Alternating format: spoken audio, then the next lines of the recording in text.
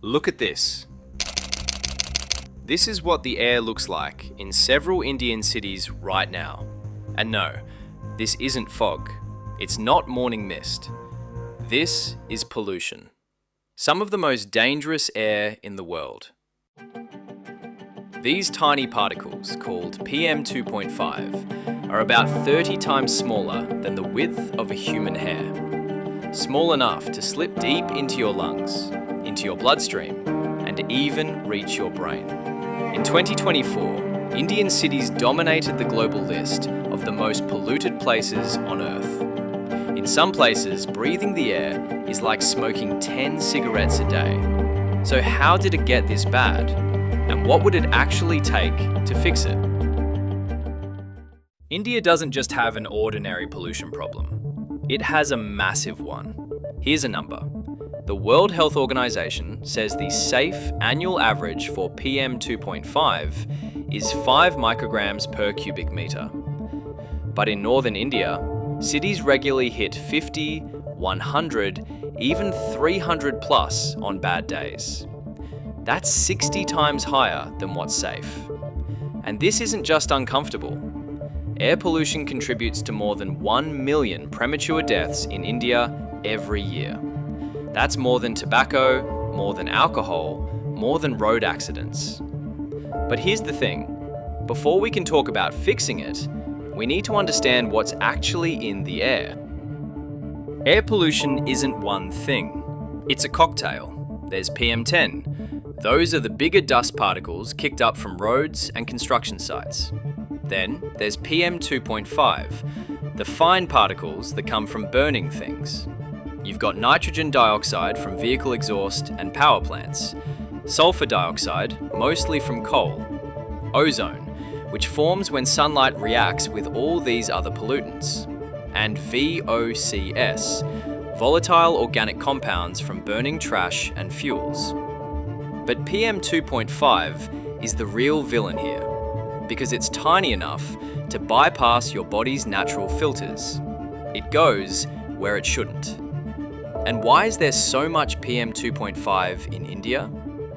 Because so much of India's pollution comes from burning things.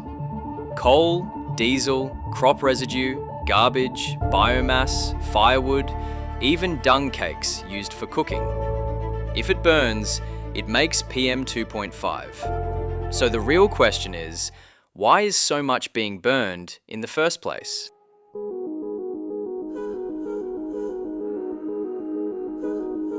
Different regions have different causes, but across India, studies point to 5 major sources. First, there's household burning. Millions of homes still use wood, charcoal, or crop waste for cooking and heating.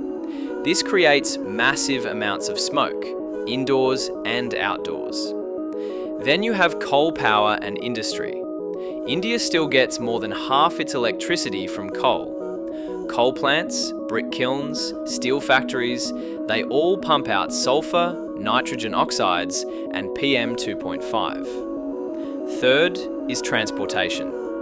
Millions of vehicles, especially older diesel ones, clog the roads, and every exhaust pipe is adding to the haze. Fourth, road dust and construction. Roads that aren't paved or swept release huge clouds of dust. Construction sites without dust controls do the same. And fifth, crop burning. Every October and November, farmers burn leftover rice stubble to clear fields quickly. The smoke travels hundreds of kilometers.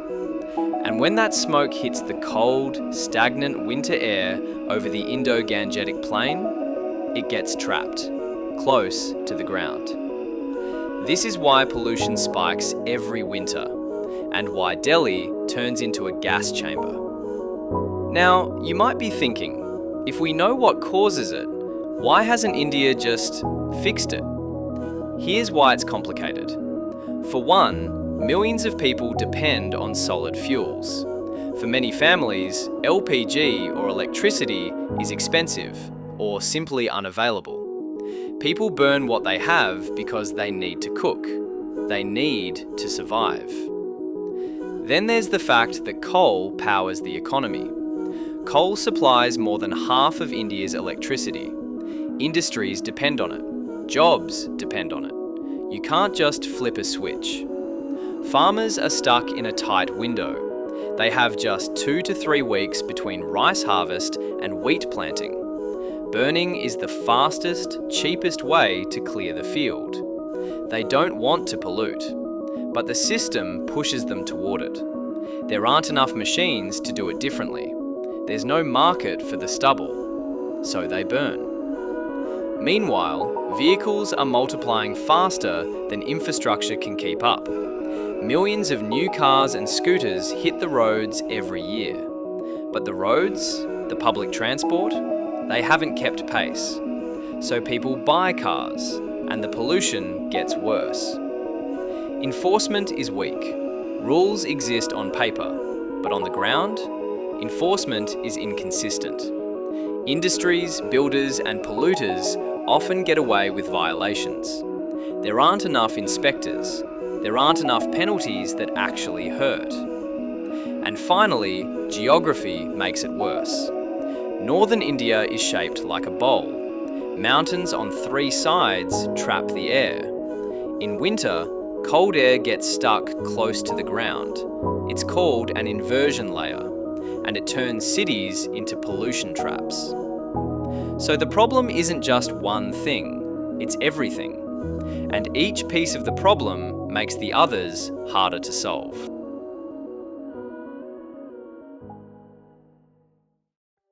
Here's what a lot of people don't realise. PM 2.5 doesn't just stay in your lungs, it travels. Once it's in your bloodstream, it can reach your heart, your brain, your liver, your kidneys. It can even cross the placenta during pregnancy.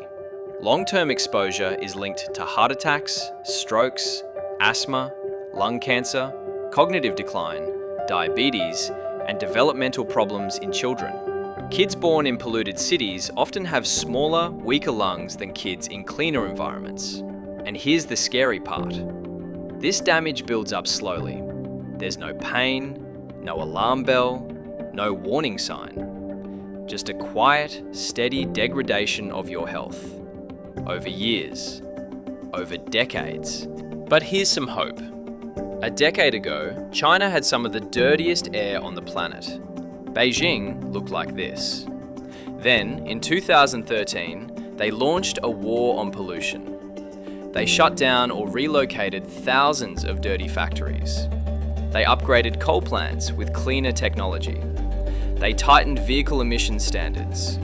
They built subway systems in dozens of cities. They monitored industrial emissions in real time. And most importantly, they enforced the rules aggressively. The result? PM 2.5 levels dropped by more than 40% in major cities, in less than a decade. China proved something important. Large-scale pollution can be reduced, fast, if the government invests, if it enforces. So what would a realistic plan for India look like? In the immediate term, India needs to enforce construction dust controls, require water spraying and barriers at every site, restrict dirty diesel vehicles from entering city centres, crack down hard on garbage burning, improve public transport frequency, more buses, more metro lines running more often, issue clear health advisories on high pollution days so people know when to stay indoors, and distribute N95 masks to vulnerable groups like children and the elderly. Over the next few years, retrofit old coal plants with modern filtration systems. Expand access to LPG and electric stoves, so fewer families need to burn solid fuels. Electrify the buses, the auto rickshaws, the delivery fleets. And invest in localised air filtration for schools and hospitals, the places where vulnerable people spend their time. Looking ahead, shift power generation towards solar and wind. Build comprehensive regional waste management systems to end open burning once and for all. Scale up crop residue recycling. Subsidise the machinery farmers need and create actual markets for stubble. Redesign cities with ventilation corridors and green buffers move freight transport from road to rail, getting heavy trucks off the highways. And build permanent air quality monitoring networks in every district, so we actually know what's happening everywhere. But here's the thing. None of this works without enforcement. Policies mean nothing if they're not followed. India doesn't need to reinvent the wheel. The roadmap exists. Other countries have done it. India can too. But only if this is treated like the emergency it is. Air pollution isn't some distant, abstract threat. It's here. It's everywhere. And it's affecting millions of people every single day. But it's also solvable. Cleaner air isn't a luxury. It's not a nice to have. It's about life expectancy, about childhood development, about productivity, about healthcare costs. It's about quality of life.